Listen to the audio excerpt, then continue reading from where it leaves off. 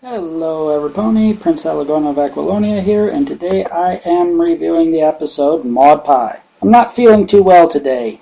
Got a little bit of a stomach bug. So let's just jump right into this. What did I like? Well, Pinkie's art style was a nice touch.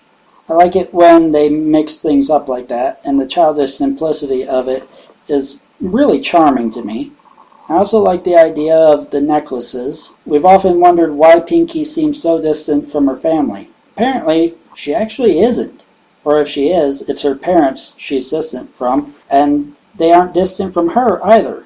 They do love and care about her a lot. Next, someone please meme RD's screaming face. Also, how strong is Maud? I mean, she threw a rock and made it go nuke with a shockwave and everything. The scene where the others admit to Pinkie that they're having a hard time connecting with Maud is really, I was going, aw, no Pinkamena, bring back Pinkie. It punched me really hard in the feels. And then the next scene, okay, I know it's Pinkie, and don't question it, but where did she find the time to build the makeshift theme park? Did she always have that as her backup plan? Or did she find a way in only a couple of hours to throw that thing together? Maud saving Pinkie made her go from awkward to badass in 1 second flat. It also made me realize, if I didn't before, that I would hate to get into a brawl with her. She's stronger than Steel Hooves in Fallout Equestria, even with the power armor. And that's with no fucking weapons.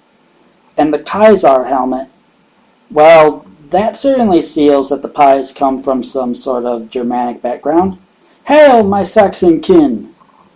I also like the touch of genuine concern in Maud's voice as she's hugging Pinkie after that.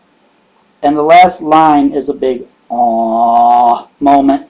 Also, I like that the conflict in this episode, like in Pinkie Pride, can be summed up in one simple phrase. What we have here is a failure to communicate. Maud comes across as distant and disaffected, making it hard for the others to connect with her. Even Fluttershy comes across as more extroverted than Maud. But the fact is that Maud isn't emotionless, she's just very guarded in how she expresses herself. Some are speculating she might have a form of autism, and I can see that. She shows several signs of it. She has a narrow focus on a select few interests. She has a disaffected speaking pattern and seems a little clueless in social situations. She only expresses emotions, and even then only major ones, to people she knows and trusts on a deep level.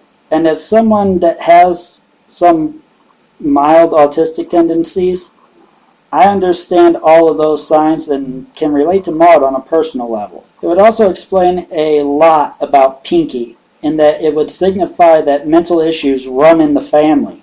As for things I didn't like about the episode, the pacing felt a little bit off. Not too much, just a little bit. There's long stretches of awkward silence in the first half of the episode to show how hard it is for Maud and the others to connect, which can make that half feel slow, which conversely makes the ending feel rushed in comparison. I would also complain about it suffering from shining armor syndrome, except we did see Maud in the family photo in Pinkie Pride, so she wasn't as thrust on us as Shining or Cadence were.